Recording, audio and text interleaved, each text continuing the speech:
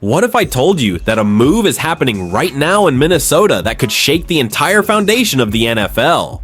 I'm not talking about a rumor. I'm not talking about speculation. I'm talking about something real, something big. The Minnesota Vikings are cooking up a trade so bold, so unexpected that it could completely redefine the direction of this franchise and catch the entire league off guard. I'm Victor, and if you're a true Vikings fan or just a football fanatic who loves the thrill of breaking news, you're going to want to buckle up for this one. But before we dive into the details, make sure to smash that like button, subscribe to the channel, and hit the notification bell so you don't miss a single update. Because trust me, what's coming next? You'll want to be the first to know, so let's get into it. TJ Watt. Yeah, you heard me right. There's a lot of noise coming out of Pittsburgh right now. Watt dropping cryptic posts, the Steelers looking kind of meh lately, and now there's speculation that maybe, just maybe, he could be available. So today we're breaking it all down. What's really going on with Watt? Why the Vikings make sense? What a potential trade could look like? And how this move would turn our defense into a freaking nightmare for opposing QBs. Alright, let's set the stage. TJ Watt, one of the baddest dudes in the league. Former Defensive Player of the Year, 4X First Team All-Pro, 7X Pro Bowler, had 11.5 sacks last season. And yes, he's still elite. But Pittsburgh? Man, they're stuck in the mud. They treat their QB situation like a science fair project. Haven't won a playoff game with Watt. And now he's 30, turning 31 in October. Time is ticking.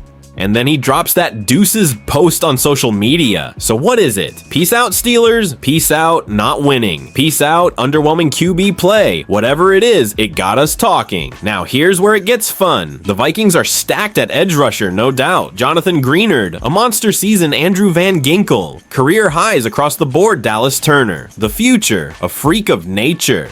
Even undrafted guys like Bo Richter and Gabriel Murphy bring juice.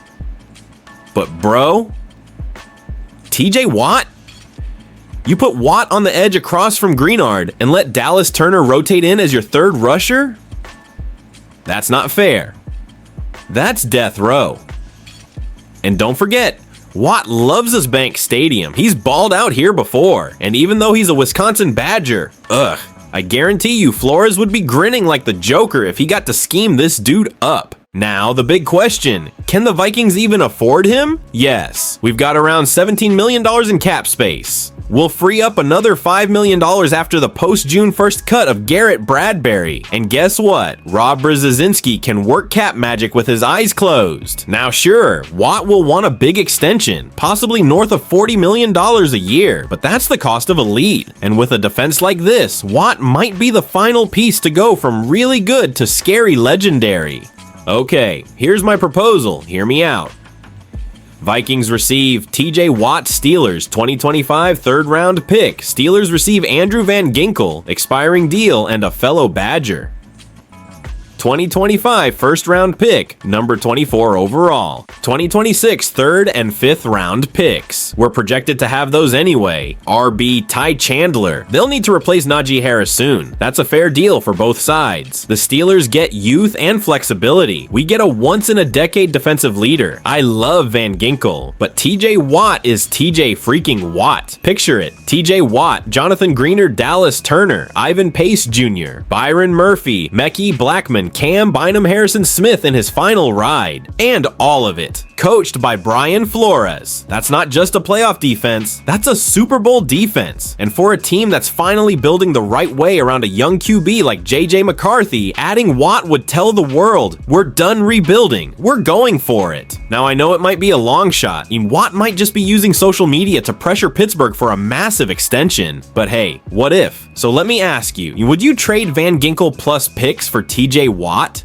Would you give Watt $40 million a year to dominate in purple and gold? And how nasty would this Vikings defense be if we pulled it off? Drop your thoughts in the comments. I'm diving in with y'all. And if you're new to the channel, subscribe now, hit that notification bell, and join the Skull Movement. This is Victor from Report Vikings, dreaming big. And you should too. As always, Skull baby. Let's now continue with more updates from ESPN on the TJ Watt trade. Steelers all week. He still hasn't signed a contract extension. Would you be shocked if the Steelers end up trading J.J. Watt? Yeah, I would be so shocked. I would walk from here to the Bronx if they trade. No, don't really, because I don't feel like walking that far. But I would be shocked. Listen, when we hear Mike Tomlin talk about TJ, he's essentially the heart and soul of this defense, of this team.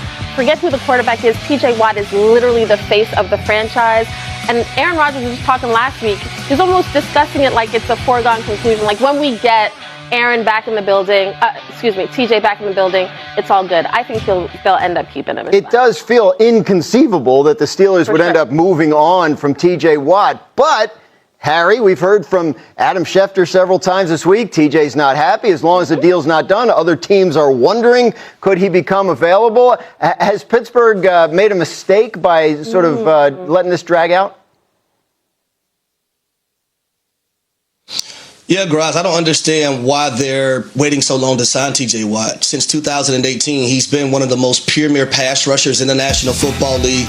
We know the record without TJ Watt is 1-11, so you're pretty much not in the thick of things when he's not on the football field for you as a team. He's the face of the franchise. It's not an offensive player, it's a defensive player, and that guy's the guy that goes and sacks the quarterback. So I don't understand what they're waiting for, but make sure by all means necessary you sign TJ Watt so he can be there for the regular season.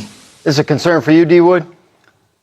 No, I'm like, we haven't even gotten to September. If we hit September and TJ Watt is not in the mix, then I'll start, I'll be concerned. We haven't even started playing games yet. Exactly. And here's the thing. We know both sides want TJ Watt to retire a Steeler. I think in certain negotiations, sometimes the player's like, listen, I want as much money from anybody. I think the Steelers understand he wants to be here. And I think once we get to the end of training camp, once we're, somewhere within like August, if this hasn't been done, we're creeping up on the season, then you sort of say, okay, what are the Steelers actually waiting for? Perhaps the mistake was waiting till we got to the point where he was going into his final year. Maybe you just say, hey, we should have given you more money because the market's going to keep going up before Miles was ever going to get money, before some of these other guys. But I think both sides want him to retire Steeler, and I think that's what's going to happen. I think if TJ Watt's not on the Steelers, that's a seismic event that we'll probably spend a good chunk, if not an entire show, talking about. So let's presume for now that he is,